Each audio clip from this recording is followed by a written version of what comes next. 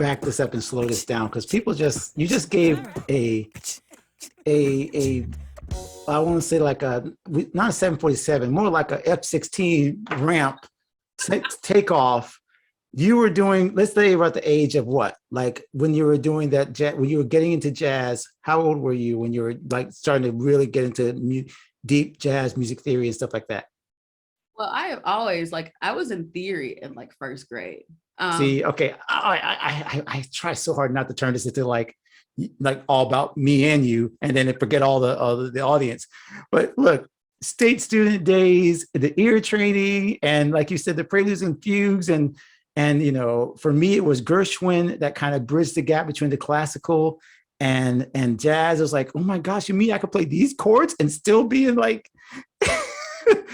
I mean, tell me what is that like for you, really? Because it feels like, as you're saying it, there was no question marks. You know how sometimes you get into like, okay, well, maybe, you're not thinking about money yet, not at that stage. You're not thinking about making a living, but there might be still some people being like, yeah, you eventually need to start talking about like some plan B stuff, or maybe go to college for this. Sounds like there was never any question that this was what you were going to do for a living. There was hardly ever, if any questions about me being a musician.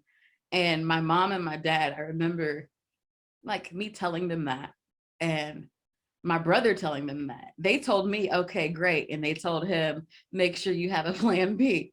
And so I told them, I said, look, I'm going to be a computer scientist. I'm going to do, computer pro. And the funny part is I'm like, that's always been one of my interests. So I'm currently studying like web development, like UI, UX experiences stuff just for fun, because it's a language and I gravitate to that naturally. But my parents also like, they did say have a plan B, but my mom specifically, shout out to my mom, like she is the A1 OG day one hero in this entire endeavor, in this entire story. She had always believed in like, whatever you want to do, go out and do it.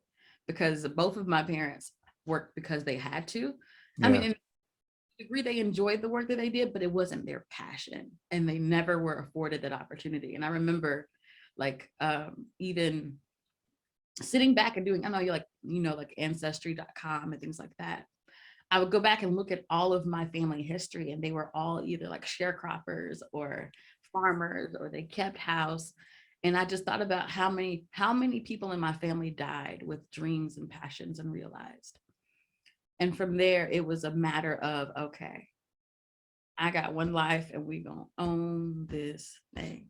So there was never any question about what I was gonna do when I grew up. So yeah, absolutely. That is crazy powerful. That statement right there. I mean, I never would have, not that I never would have thought of legacy, but just the way you just put it, in that so many people in our families, in our people who wish they could do what we do. I mean, we have Spotify and the internet and YouTube and microphones and podcasts that immediately you can say, I'm here. This is who I am. I can present myself to the world, create music for the world.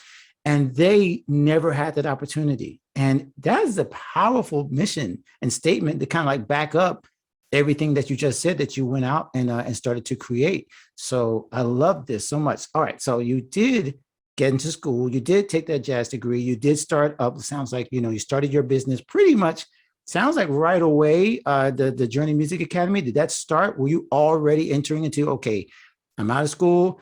Is it teaching? Is it performing? Is it like what was that process like once you realized, okay, now I got to start building my own business? I didn't exactly start that way. I'd always been like teaching on the side or whatever. Okay. And it Journey JMA birthed out of a really funny place. And what I mean by that is, at the time I was teaching at another music school in this area that's really popular. I won't say the name. And I mean, we were connecting with students. I was doing the thing. My schedule stayed full. I was consistent.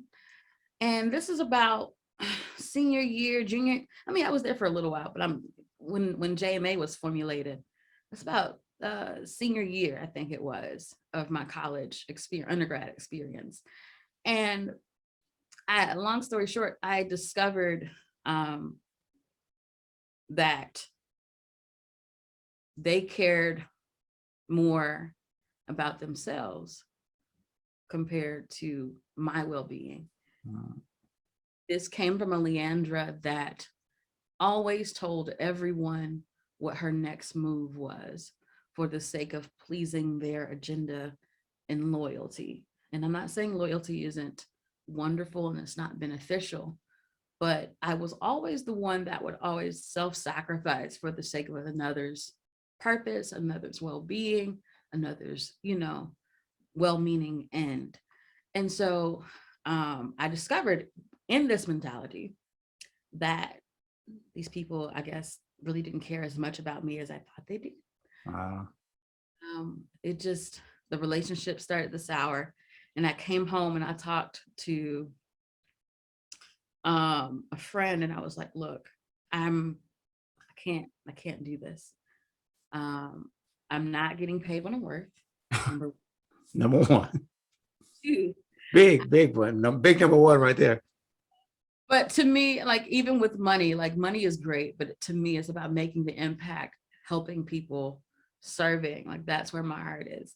So I'm just, I'm not getting paid what I'm worth. I'm not being embraced like I thought that I should be. I don't know what else to do, but I think it's just time for me to start kind of going on my own. So I still worked at this music school, but I reduced my hours and I started JMA. And JMA was literally me and 15, 20 students at the time. And now we have grown to where we are literally like desperately searching for teachers, mainly piano and guitar teachers, because we just do not have the space. We have hit the 6-figure threshold, all thanks to God for that. We are thriving, we are successful. We have a reputation that I believe is at its core of what my heart is, which is making memories, challenging our students, and making music a fun and an enjoyable journey for anyone, whether you're 5 or whether you're 50.